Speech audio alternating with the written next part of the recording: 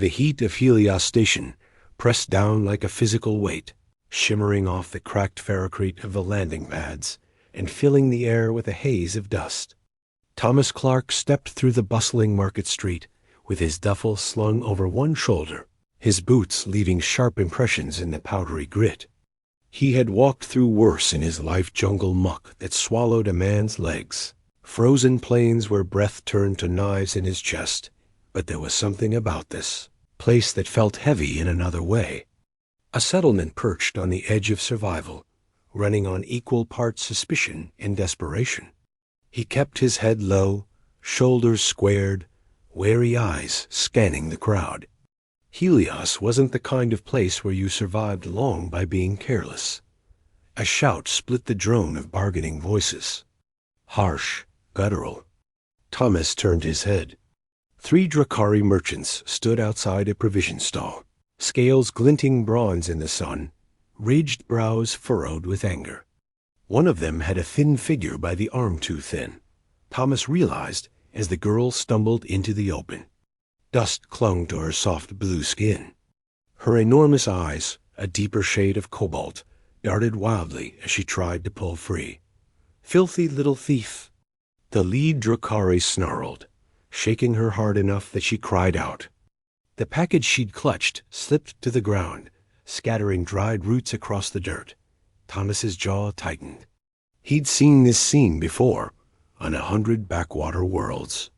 The strong, the armed, the ones with a stall to defend, always ready to crush the weak, to prove a point. His boots slowed. He didn't want trouble. Not here, not now. He'd promised himself a quiet life for his son, a clean slate. But then the Drakari shoved the girl down, her knees hitting hard, and the sunlight caught in her frightened eyes. That decided it. He was moving before the thought formed. A few long strides, and he stood between her and the merchants, his shadow falling over her crouched form. Problem here? His voice was quiet, even, the kind of tone that came with years of carrying rifles and not backing down. The lead Drakari bared sharp teeth. None of your business, human. She tried to steal from us. Thomas looked down at the girl. She couldn't have been older than his boy, maybe younger, her frame gaunt beneath a loose gray-green jumpsuit, and the apron knotted clumsily at her waist. She hugged herself, trembling, but when she raised her gaze to him, there was something there. Not just fear-defiance, a stubborn ember refusing to die. He reached into his jacket, pulled out a handful of credit chips, and let them glint in the sun. This cover what she took? The Drakari's eyes flicked to the chips, then back to Thomas's face. He hesitated. Plus a bit for our trouble. Thomas tossed the credits to him. Consider the trouble paid for. We're done here. Something in his gaze, or maybe the way his stance promised he wouldn't move, made the merchant back down. With a grunt, the Drakari pocketed the chips, jerked his chin at his companions, and retreated into the stall, still muttering. Dust swirled in the silence they left behind. Thomas bent and extended a calloused hand. The girl flinched, then slowly took it. Her fingers were delicate, her grip uncertain. He helped her up and brushed the dirt from her shoulder before stooping to gather the scattered roots. She clutched them tightly, whispering, "Thank you. You got somewhere to go?" He asked. She shook her head. Her lips pressed tight. Family? Another shake, her gaze dropping to the ground. Thomas sighed. He hadn't planned on this. He was tired, hollowed by years of loss, and had no space in his life for strays. But leaving her here would eat at him, same way it always had when he'd looked away before. "Can you do anything?" he asked. She hesitated, then lifted her eyes to his. Her voice was so soft he almost didn't catch it. "I don't talk much, sir, but I can cook." For the first time in days, something almost like a smile tugged at the corner of Thomas's mouth. He gave a weary shrug. "Works for me." She fell into step beside him as he started walking. The market noise swallowed them again, the crowd parting and closing like a tide. She stayed close, matching his pace, and he didn't shake her off. Helios was a hard place. But maybe, just maybe, it didn't have to be quite so hard anymore. The sun was beginning to drop, turning the desert sky a burnished copper as Thomas guided the girl through Helios's narrow streets. The settlement was little more than a sprawl of concrete blocks, patched metal shacks, and sand-scoured glass panels. But to him, it already felt like more than he'd had in years. Permanence. The girl kept her eyes low, clutching the package of food to her chest as though it might vanish if she let go. She moved close to his side, her steps light and soundless, like someone accustomed to slipping unseen through hostile places. They passed market stalls, shutting down for the night. A trio of Phasian traders watched them with long, insectal faces unreadable. A pair of security drones buzzed overhead, their red optics flicking down. Thomas kept his gaze forward, shoulders loose but ready, every instinct from his soldier days whispering about threats in the corners. The girl, Lena, she had whispered when he finally asked her name, seemed to shrink from the attention, headscarf pulled tight around her smooth scalp. By the time they reached the housing quarter, Thomas's decision had crystallized. He found an available extension, a squat concrete structure tacked onto a larger complex. 2 bedrooms, a narrow common room, and a kitchen barely bigger than a closet. Not much, but the walls were solid, the locks functional, and the price reasonable enough when he signed with his security credentials. The landlord, a bored Helian clerk, barely glanced at Lena. Thomas noted that, filed it away. She had been invisible to others long before he stepped in. Inside, the air was cooler, filtered through the humming vents. Lena lingered in the doorway, her wide eyes scanning every surface, as if expecting someone to throw her back out. Thomas set his duffel down and made a slow sweep of the rooms, checking the seals, the locks, the power feeds. Old habits. When he came back, she was standing in the kitchen alcove, fingertips brushing over the battered cooking unit, like it was something sacred. "You'll be staying here," Thomas said gruffly. "For now. Rules are simple: keep your head down, don't pick fights, and if anyone asks, you're working off a debt as house help. Understand?" She turned, clutching the hem of her apron. For a moment he thought she might refuse, but then she nodded once. "I understand." Thomas studied her. Fragile, yes, but there was a stubborn strength under the fear, a spine that hadn't broken. He respected that. "Good. I'll bring my son down tomorrow. He's about your age. You'll figure things out." The words felt clumsy in his mouth. He had never been good at them. Lena looked at him, uncertain, and then back at the cupboards. "May I clean?" "Knock yourself out," Thomas muttered, easing down onto the old couch with a grunt. He watched as she moved with quiet efficiency, sorting chipped dishes, rearranging supplies, setting the scattered space into some kind of order. Her movements were precise, almost ritualistic, as though restoring this place gave her back a piece of herself. For the first time in years, Thomas let himself relax against the cushions, eyes drifting shut as the soft scrape of bowls and the faint smell of herbs filled the room. When he opened them again, the last light of day had faded, and the kitchen glowed with a gentle warmth. Lena had found a dented lantern and set it in the center of the table. She sat nearby, hands folded neatly in her lap, waiting. "Why'd you stay?" Thomas asked suddenly. Her head tilted. "Because you asked me to." He huffed, rubbed at his temples. "You're a strange one." Her lips curved in the faintest shadow of a smile. "So are you." Thomas chuckled under his breath. Strange, maybe. But for the first time in a long while, the silence in the room didn't feel empty. It felt like the start of something that might just last. The orbital shuttle descended with a metallic groan, scattering grit across the terminal's battered flooring. Thomas stood with arms folded, watching the hatch cycle open. Out came his son long-legged, travel-rumpled, clutching a small case and his ever-present handheld. 14, but already carrying himself with the wary self-sufficiency that had been forced on him. "Hey, Dad." Alex's voice was steady, though his eyes flicked around.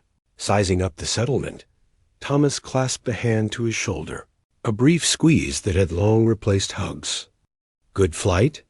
"Fine. Pilot said some flares might delay the cargo." "Not like we had much to ship." Alex tried for humor. Failed. "We'll manage."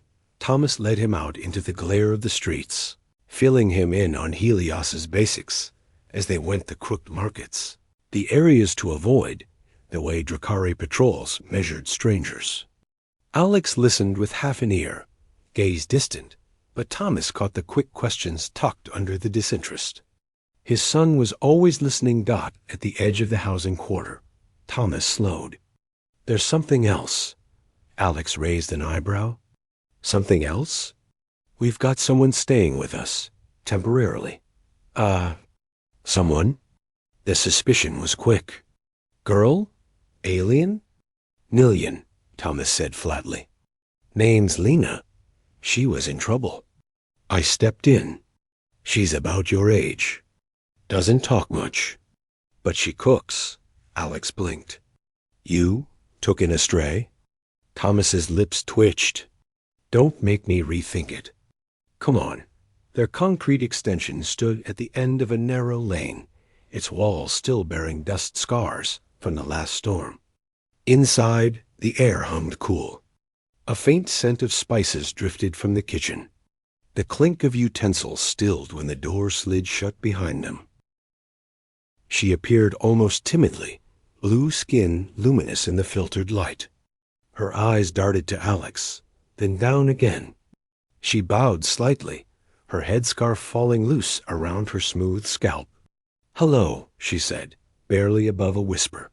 Hi," Alex managed, suddenly aware of his sweat-stained shirt, the awkward way his bag hung from one shoulder. He'd never seen a Nillion up close before. Her delicate features, those enormous eyes that all left him tongue-tied. Thomas cleared his throat, breaking the silence. "Something smells good." Lena's shoulders eased. "Soup, from local roots. I hope it's acceptable." "I'm sure it's fine," Thomas said. "Alex, wash up. We eat in 10. Dinner was quiet at first." The soup was savory, layered with unfamiliar herbs that curled heat across Alex's tongue.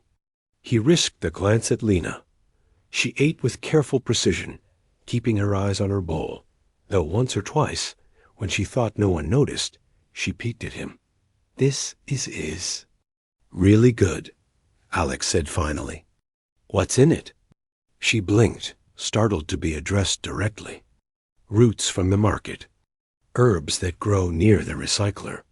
The protein is synthetic, but I added spices." "Well, it worked," Alex said with a half-smile. "Better than the ration packs Dad usually burns." Thomas grunted, but there was humor in his eyes. "Not all of us had your mother's touch in the kitchen." The words fell heavy, but Lena didn't ask. She only lowered her gaze, respectful in her silence. Afterward, she insisted on cleaning up. Thomas showed Alex his small bedroom narrow bed, desk, nothing fancy, but private. "It's not much," Thomas said, "but it's stable. No more moving every few months. You can finish school here." Alex nodded, setting his mother's photo case on the desk. "And her? How long's she staying?" "Don't know yet," Thomas admitted. "She's got nowhere else. She's useful. We'll see." Later, restless in the unfamiliar room, Alex padded to the kitchen for water. He stopped short when he found Lena bent over the pantry, rearranging jars with almost obsessive care. She jumped at his step, then gave a small, apologetic smile. "Sorry," Alex said. "Didn't mean to sneak up." "It's okay," she murmured, voice steadier than before. "I'm not used to people." "Me neither," he said, leaning on the doorframe. We moved around a lot. Easier not to get close. Her eyes softened in understanding. Your father is kind. Alex snorted. That's not what most would call him. He helped me when no one else would, she said simply. That is kindness. Something in her certainty silenced him. He found himself studying her, the precise way she handled each jar, the calm focus on her face. Where are you from? He asked quietly, her eyes clouded, gaze falling distant. Far away. It doesn't exist anymore. The weight of the words pressed between them. Before he could speak, she straightened the jar and turned. You should sleep. Tomorrow is orientation, yes? He nodded. Yeah. Night, Lena. Good night, Alex. As he slipped back to his room, he realized for the first time in years that tomorrow didn't feel like just another place on the run. It felt like the start of something that might actually hold. The desert wind howled outside the settlement, scattering grit against the reinforced windows of the extension. Inside, the glow from the overhead lamps bathed the small kitchen in a fragile warmth. 3 weeks had passed since Alex arrived, and already the rhythms of their lives had begun to settle. School by day, Lena at the market bartering credits into improbably full baskets, Thomas vanishing into the long nights of security shifts. In the quiet hours after dinner, the house belonged to Alex and Lena, their conversations stretching further with each evening. That night, Alex sat at the common room table, textbooks and datapads spread before him, though his eyes kept drifting toward the kitchen. Lena moved with an ease that still surprised him, humming softly as she wiped down the counters. She had shed much of her nervousness, but there was still a fragility beneath her careful movements, as though she half expected the world to snatch away whatever piece she had built.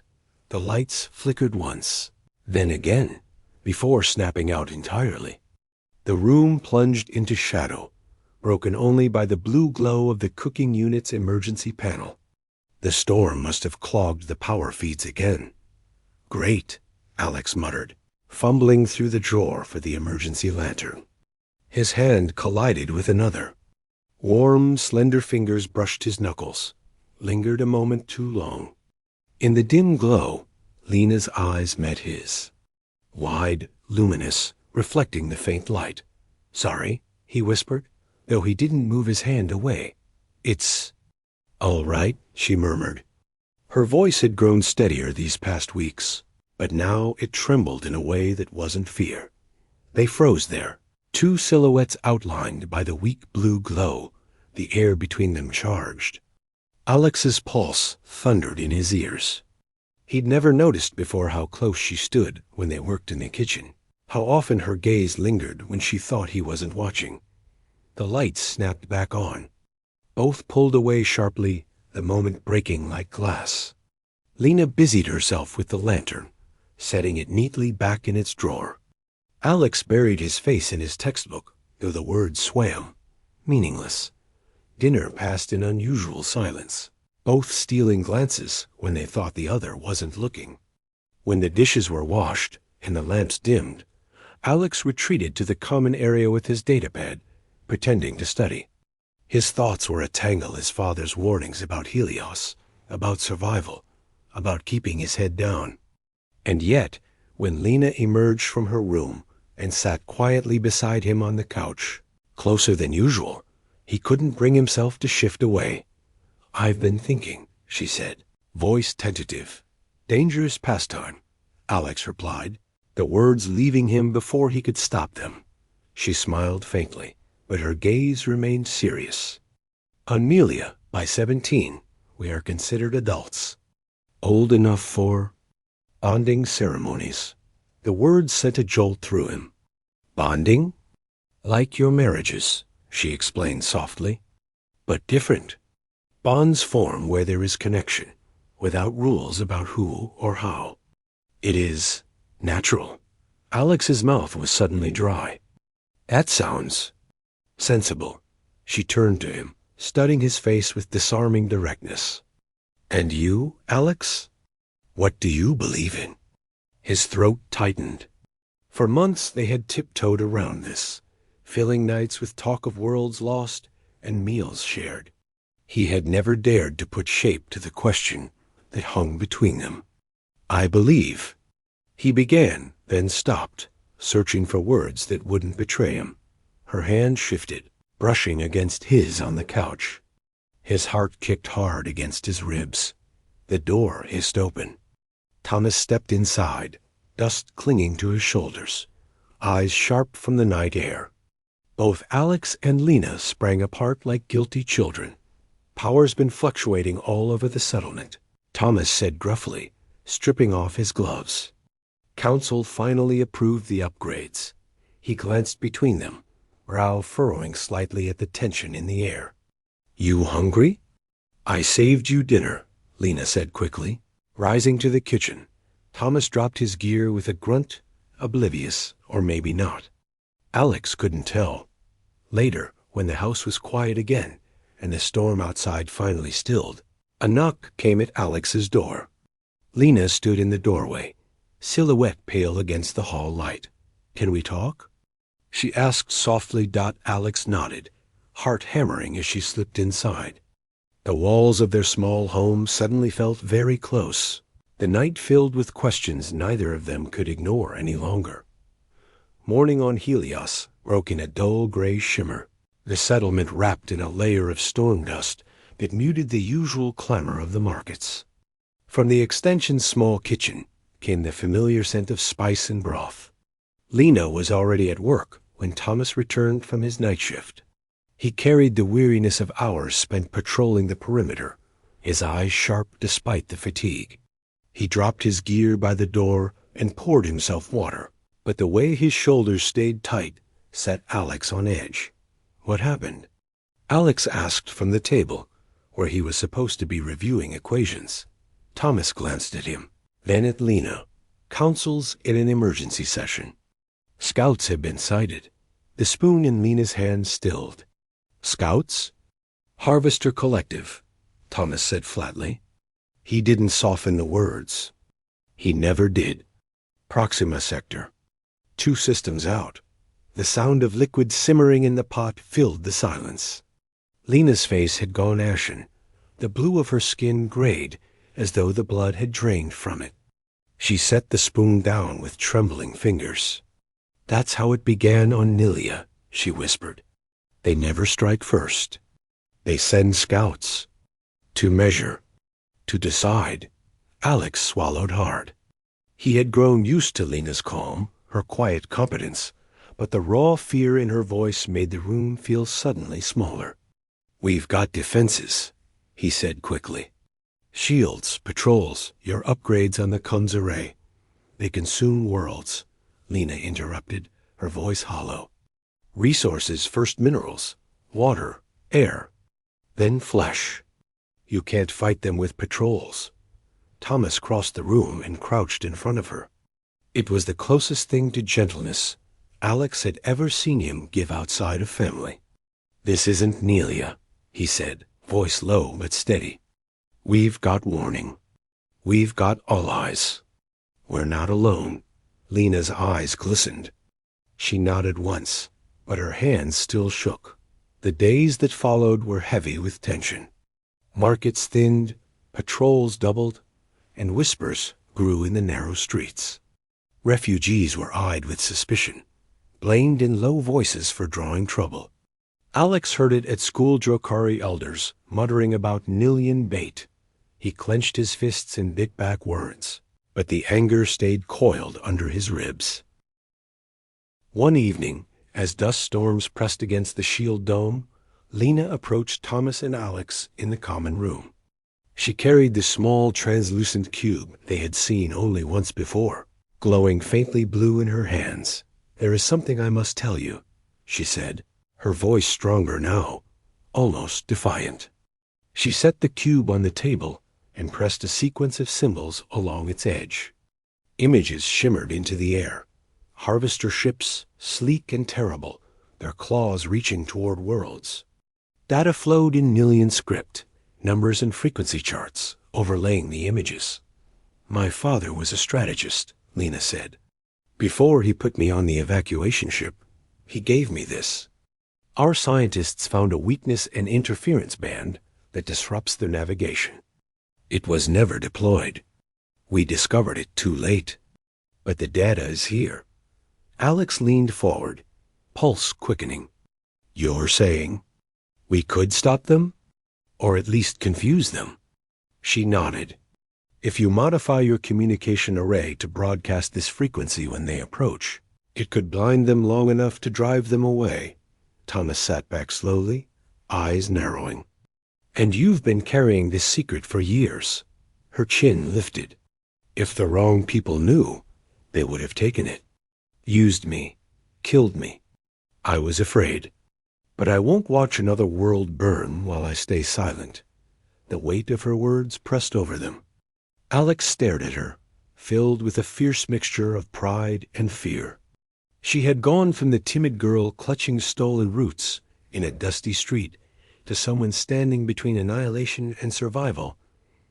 Thomas rubbed a hand over his face, exhaling through his teeth. Then tomorrow, we take it to the council.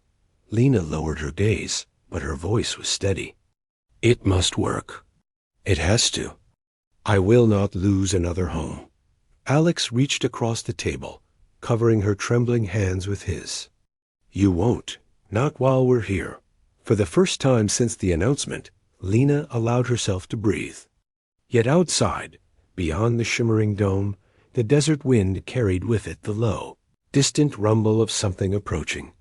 Helios never truly slept, but that night the settlement felt different. Patrol sirens cut through the air, and security checkpoints glowed under harsh floodlights. Rumors spread faster than the storm winds. Harvester scouts had altered course, their signatures creeping closer. Inside the communication array control center, Alex worked with sleeves rolled up, forearms streaked with grease, as he calibrated the settlement's main dish. The holographic displays flickered with lines of code and frequency bands. Lena beside him, her hands steady as she translated million algorithms into something human systems could process. Her face was pale with strain, but her eyes burned with determination. Thomas paced near the entrance, rifle slung across his chest. His instincts told him something wasn't right. Too many shadowed faces in the streets, too many whispers curling around the council's decision to trust a refugee. The alarms confirmed his fears. Security breach in Section 4. Unauthorized access. Residential quarter. Thomas's cum buzzed. Sir, came the urgent voice of one of his men. It's the Drakari. 6 of them broke into your extension. They're tearing the place apart. The crystal. Lena breathed, color draining from her face. I left a backup copy at the house. Thomas's decision was instant. Finish the modifications, he ordered. Alex, I'm coming with you. Alex snapped, already pulling on his jacket. She can finish. You taught me the drills. Lena's eyes met Alex's. Fear, yes, but also trust. She nodded, pressing her hand briefly to his. Go. I'll finish here. Be careful. Father and son sprinted through the settlement, their boots pounding against ferrocrete as storm dust whipped down the alleys. Thomas's access codes cleared the checkpoints, but every step felt slower than the last, dread clawing tighter with each turn. The extension door had been forced open, hinges bent inward. Inside, furniture lay overturned, walls cracked where claws had raked through plaster. Drakari voices rumbled in guttural tones, and then Elder Krath emerged from Lena's room, clutching a small lockbox with grim triumph. Too late. Human, Krath hissed, scaled face gleaming in the half-light. The crystal is ours. The Drakari will save Helios, not some refugee girl. Thomas raised his weapon, jaw set. That's not yours to take. You expect us to trust her? Krath spat. Her kind brought the harvesters here. We'll handle this our way. Alex stepped forward, fire in his eyes. You'll doom everyone if you keep playing politics. One of the younger Drakari lunged. Chaos erupted. Thomas moved like a man who'd never forgotten war rifle butt striking, boots sweeping legs out from under scaled attackers. Alex fought beside him, using the defensive maneuvers drilled into him since childhood. They were outnumbered, but human adaptability and sheer refusal to yield leveled the ground. Minutes later, 4 Drakari lay groaning on the floor, one nursing a broken arm. Krath found himself pinned against the wall, Thomas's forearm pressing into his throat. "The crystal," Thomas growled. Krath snarled, but finally extended the box. "This isn't over." "Actually, it is," came a new voice from the doorway. The council chairman entered flanked by armed guards, his expression thunderous. "Elder Krath, you and your followers are hereby removed from council service pending charges of burglary, assault, and sabotage during a planetary emergency." Krath and his cohorts were dragged out, hissing curses all the while. Thomas exhaled heavily, lowering his rifle. Alex opened the lockbox, checked the cube, and nodded. "It's intact. Not that we need it now. Lena should have the system online." "Then let's get back to her," Thomas said, casting one last look at their ruined home. "This can wait." "She can't." They raced back through the storm-hazed streets, returning to the control center, just as the first harvester signatures breached the outer atmosphere. Lena stood at the console, blue skin lit by the holographic glow, her fingers dancing across the keys. She looked up, relief flooding her features when she saw them. "It's done," she said, voice steady. "The array is ready." Alex joined her, his hands flying over the last sequence. The council chairman nodded gravely. "Broadcast when they're in range." Outside, the sky trembled as 2 sleek harvester scouts cut through the atmosphere, monstrous silhouettes blotting out the stars. In the control room, the tension was so sharp it seemed no one breathed. "Now," Thomas ordered. Alex slammed the key. The array flared, sending Lena's encoded frequency screaming into the night. The harvester ships staggered mid-flight, sleek forms suddenly lurching like drunk leviathans. Their formations wobbled. One clipped the other, spiraling, engines sputtering. Then twin fireballs lit the horizon as both crafts crashed into the desert mountains beyond. Shears erupted across the control center, echoed by the settlement outside. Alex caught Lena in his arms, spinning her once in pure relief, while Thomas accepted the council's stiff congratulations with a nod. But when the roar of celebration dimmed, Lena's eyes remained fixed on the horizon. Her voice was soft, but it cut through the noise. "They'll send more. They always do." For the first time, a settlement of Helios was ready to fight back. But Lena knew the war had only just begun. The settlement of Helios woke to an uneasy calm. Dust from the crash still hung on the horizon like a bruise, and though the scouts had been destroyed, the knowledge that the harvesters would send more weighed heavy on every heart. Markets reopened slowly, voices hushed. Patrols doubled. The air hummed with both pride and dread in the shattered remains of their extension. Thomas, Alex, and Lena sifted through rubble. Broken furniture, smashed dishes, the wreck of a home they had only just begun to believe in. Thomas worked methodically, stacking salvageable pieces with the quiet patience of a man who had rebuilt too many times before. Alex cursed under his breath as he tried to fix a shattered panel, anger simmering beneath his grief. Lena knelt in silence, gathering fragments of her few possessions, her memory crystal clutched to her chest. She had barely slept since the fight. Every time she closed her eyes, she saw the fireballs streaking across the desert sky, and beneath that, the memory of Nelia's skies burning when the scouts became a fleet. That morning, as she stood to fetch water, dizziness hit her like a sudden wave. The world tilted. She staggered, clutching the doorway. Alex was there in an instant, hands gripping her arms. "Lena, what's wrong?" She shook her head, dazed. "I don't know. I've been feeling strange." Thomas straightened, his weathered face sharp with concern. Medical center. Now, the clinic was quiet, emptied of casualties after the brief skirmish. Dr. Ellen McCoy, one of the few other humans on Helios, guided Lena into a diagnostic bed. Alex paced the corridor, every nerve stretched taut. Thomas stood like a statue, arms folded, eyes locked on the examination room door dot when it finally opened. Dr. McCoy's expression wasn't grim. It was astonished. "She's fine," the doctor said slowly. "But, Alex, Lena, she's pregnant." For a moment, the words didn't register. Alex blinked, his mind refusing to catch. "That's impossible." "Apparently not," McCoy said, still shaking her head. "I ran 3 separate scans. Human and Nilian biology are more compatible than anyone thought. You're going to be parents."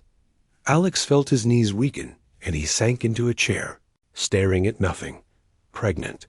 His heart raced with terror and wonder all tangled together. Inside the exam room, Lena sat upright, her hands folded protectively over her abdomen. Her eyes were wide, shimmering with both fear and awe. "A human Nilian child," she whispered. "The first." Alex entered slowly, as though stepping into something sacred. He knelt before her, covering her hands with his own. "The doctor says it's impossible," he murmured. She managed a trembling smile. "Then perhaps we are the impossible. Are you happy?" he asked, searching her face. Her answer was radiant, clear, undeniable. "More than I ever thought possible." "But Alex, what will they say?" "After everything, they'll say our child is hope," came a voice from the doorway. Thomas stood there, shoulders bowed, but eyes soft with something Alex had only rarely seen in him since his mother's death. Wonder. He stepped forward and placed a hand on Lena's shoulder, another on Alex's. The first child of 2 worlds. One lost, one still fighting. If that's not a sign of better things, I don't know what is. 6 months later, the Blue Hearth restaurant thrummed with laughter and a clatter of plates. Once a modest food stall, it had become the settlement's beating heart. That night, it hosted a celebration unlike any Helios had ever seen. Humans and aliens crowded shoulder to shoulder. Marin, Lena's former Drakari assistant, now elected to represent her people on the council, raised a glass. "To Lena and Alex," she declared, voice ringing clear, "whose union has given us new life, and whose courage has given us new hope." Applause swept through the room. Lena, her rounded belly visible beneath ceremonial Nilian robes, blushed as Alex kissed her cheek. Across the room, Thomas watched, pride and relief etched into every line of his weathered face. The memory crystal, once hidden, now gleamed in a protective case near the entrance, a reminder of how close they had come to losing everything, and what they had gained instead. Later, under the star-bright sky, the 3 of them walked home together. The new house was sturdier, larger, its kitchen designed for Lena's craft. Alex's hand rested on her stomach, feeling the kick of the daughter who would soon arrive. "I've been thinking of names," he said softly. "Oh?" Lena leaned against him. "What about Nelia?" "To honor what was lost, but also what continues." Tears glimmered in Lena's eyes. "It's perfect." At the threshold, she paused and looked up at him. "I don't talk much about how lucky I feel," she whispered, echoing words from long ago. "But I can show you every day." Alex smiled, drawing her close, his voice warm with promise. "Works for me."